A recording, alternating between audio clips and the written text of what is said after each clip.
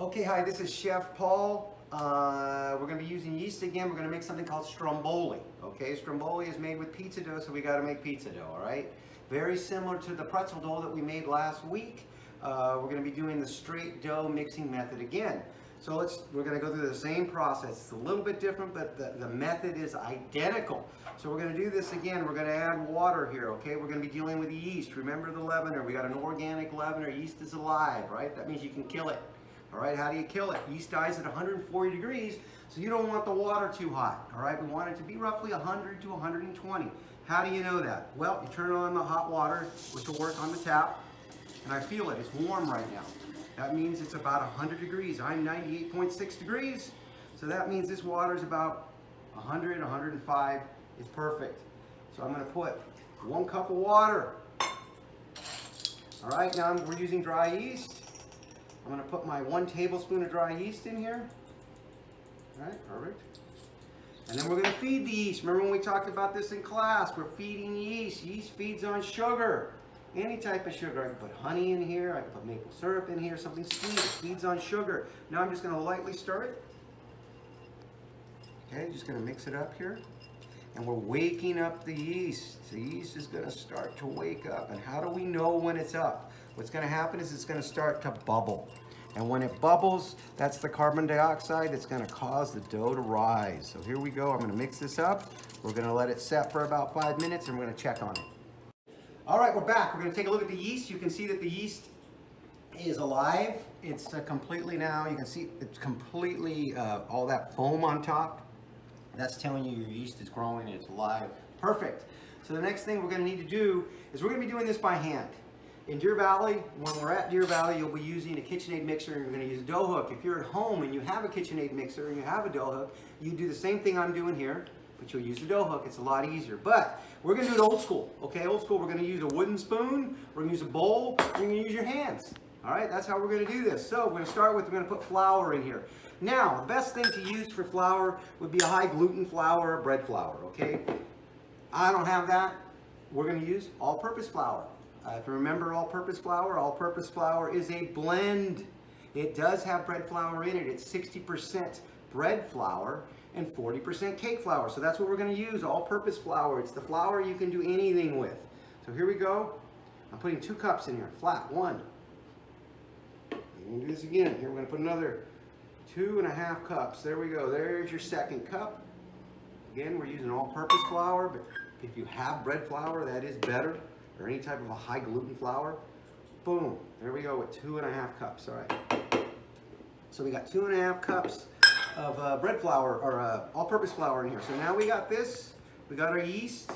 Now this is the next step. We're going to always put the salt in the flour. You never want to put the salt into the yeast. What it will do is it will basically, it kills the yeast or it retards it so it doesn't grow as much. It won't completely kill it, but it'll slow down the fermenting process. So let's go ahead. We're going to go ahead and put our salt into the flour. So we're going to put it in here. We're going to go ahead and put it in. There's salt. Now in dough, you can do it. I'm going to add some garlic salt in here too. Why not? We're going to be making it, make it a little more flavorful. You can put anything, black pepper, lemon pepper. You can flavor it with whatever you want. So I got flour, I got a garlic salt, and I got regular salt. Now over here, I'm going to add our fat. Remember when we did pretzels, we used butter. But for pizza, we're going to use virgin olive oil. So we're going to go ahead and do this. I'm going to put in a couple of tablespoons. I'm going to put it in here 1.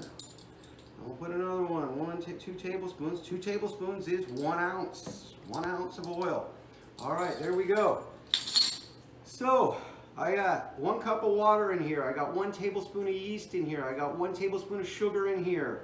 And we let it ferment. It's ready to go. Over here I got my flour, right? I got salt and I got garlic salt. You can flavor this with anything. Now we're going to go ahead and mix it. So I'm going to pour it in here and I'm going to use a wooden spoon. Now remember when we're doing dough. Remember it's not 100%. So I'm going to put it in here. I may have to add water to it. I may have to add flour to it. It's going to be in the 90th percentile of where it needs to be. And then I'm going to do it by hand. So here we go. I'm going to add this in and I'm going to mix it. So here, mix this in here. Just kind of mix it. Kind of get it all to come together. Kind of mix it. Get it all in here. Mix it, mix it, mix it. Just like we would do. Get everything in. Now you're just going to kind of mix it till it starts to come together. forms some form of a ball. Then we're going to do it by hand. And if I got to add more, there we go. There we go. This one looks like I may not. It looks like it might be a little dry. I may have to add a little bit more liquid. We'll see. I think I'm going to add just a pinch. So what I'm going to do is I'm going to come over here, add a little bit more water. I add droplets. Boom, just a little droplet in there. And I'm going to mix it. Okay. Now I'm going to go ahead and use my hands because the hands are the key with this. This is dough by hand. That's why we say by hand. You gotta use your hands. So I take it and I'm going to start doing it right in the bowl. Just until I can form, it comes together, and I'm just going to use my. See how I'm doing that? I'm pushing it back down, pushing it back down. That looks like that's pretty good. I don't need to add anything more to it. So what I'm going to do now is once you get it all on the ball, it's starting to come. I'm going to put this on the cutting board, and I'm really going to start to knead it. I don't even need any flour. It looks like this is it. It just needed, as you see, I just put a droplet of water in there. That's all it needed. Put it off to the side. Put it back on your board. Now we're going to start kneading it. And you're going to knead this for about 10 minutes, okay? Back and forth. See what I'm doing? Pushing, using the heel. Keep going. Keep going. Keep going. So we're going to do this, and then we're going to come back. Okay, so it's a little bit sticky, just a pinch. So what I'm doing here is I'm going to add a little bit of flour to it, and then I'm going to keep kneading it. And by adding just that enough flour, you want to make sure that it doesn't stick to your hand. You know, it's not sticking to my hand. Then you have enough flour, just enough. You're going to keep kneading this. We got another 3 minutes to go. All right, it's been a few minutes now. We're going to go check on the dough and see how it's going. So as you can look at the dough, you can see that it's rising. So we're slowly starting to get this. So we're probably another 10 or 15 minutes, and we're going to be able to make Strombolli.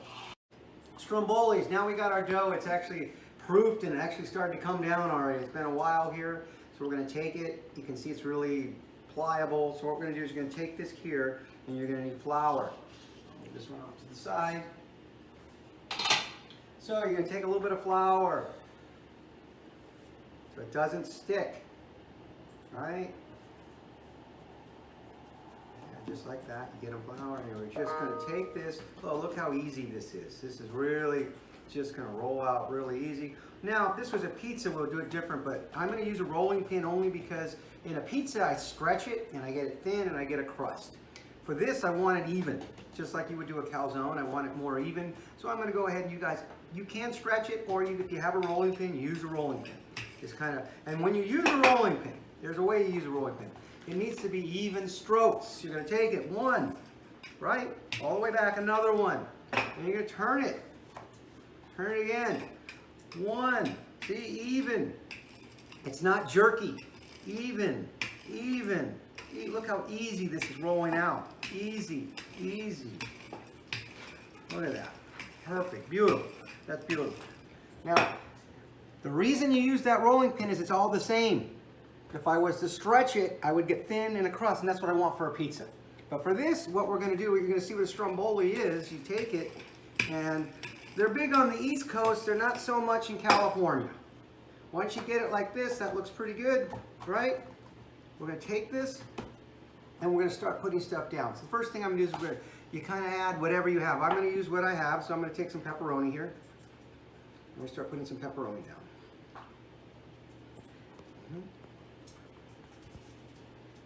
Pep.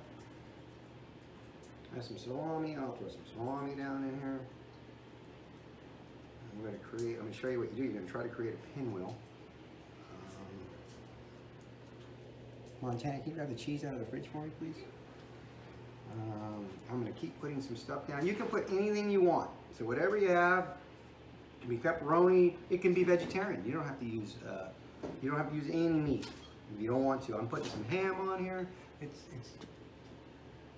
It's right over by your head, the sliced one. Oh. There we go. We're going to keep going here. So I got some meat down. Like I said, it can be anything. I'll set it right there. Perfect. Thank you.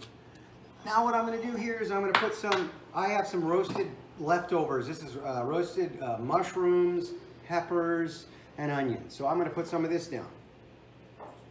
Just going to kind of put it in there. Got roasted mushrooms. Right in here. All right, that's pretty good. Okay, get this in here. Now I'm going to throw some spinach. This is your basic spinach here.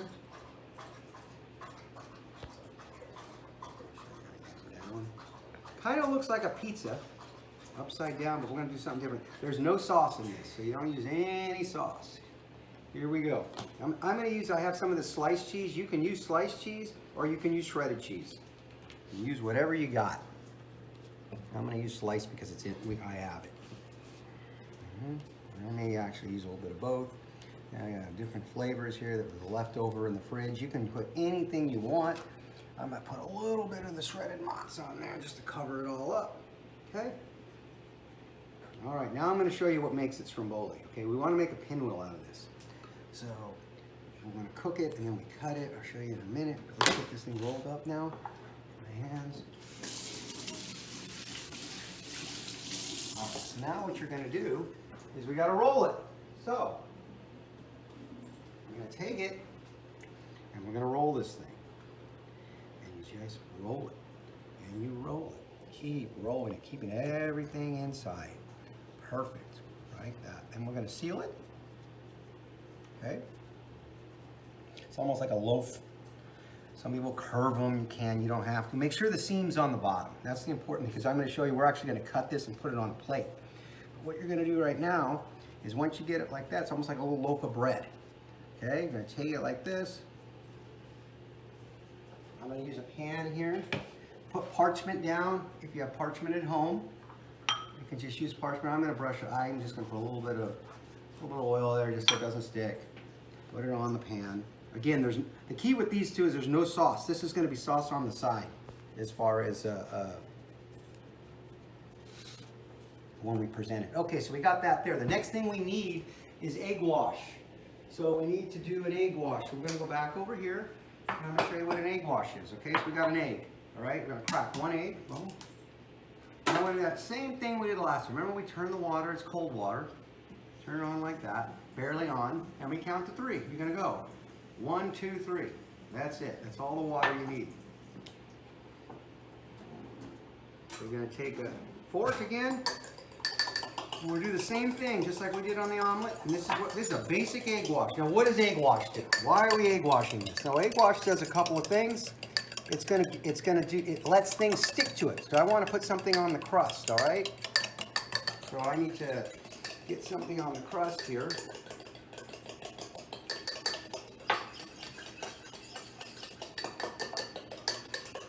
That looks pretty good. All right, you get that there? You use this again. So now what I'm going to do is I'm going to go ahead and brush it.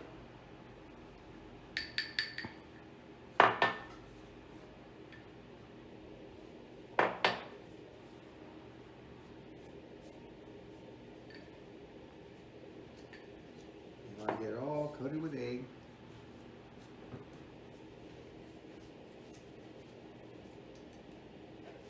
And this is going to give it that nice browning that we want to get. All right, well, just about there. Now I'm going to coat it. See, once I get that, now you can put anything you want on it, okay? I forgot to pull out the Parmesan cheese. We're going to put a little Parmesan on it, gives it a nice crust. So let's just grab some Parmesan. So I have a little bit of Parmesan. I'm going to put a little bit of Parmesan on there. Parmesan, there we go. All right. I'll put a little bit of garlic. You know, I'm just going to hit it with a little bit of garlic. So just a little bit, flavoring it up a little bit, like a little loaf. A little loaf of bread. Now, next thing you got to do is you got to put some slits in it. 1, 2, 3, 4. Look at that. Perfect. You're going to hit it all like this. And now what we're going to do is we're going to put it in a 400-degree oven for about 10 to 12 minutes. It depends on your oven. We're going to take it out, and then I'm going to show you how you present it. You can see you get that nice golden brown, nice slits. Nothing's come out. It's a nice crust. So now what we got to do is we got to let it cool.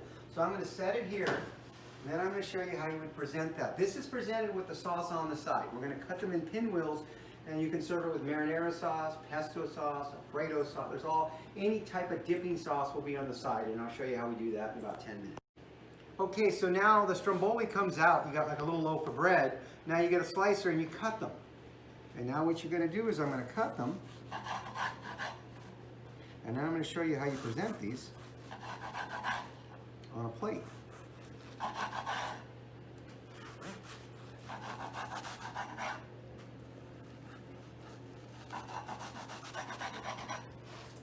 over here. And put them on a plate. And let them start. And just kind of set them down.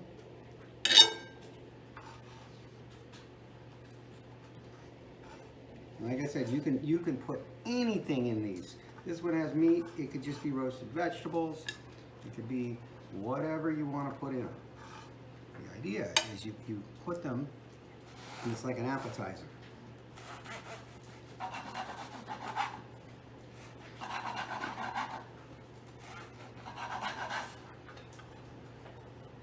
Middle, the ends on a plate that you have, you can fit them all.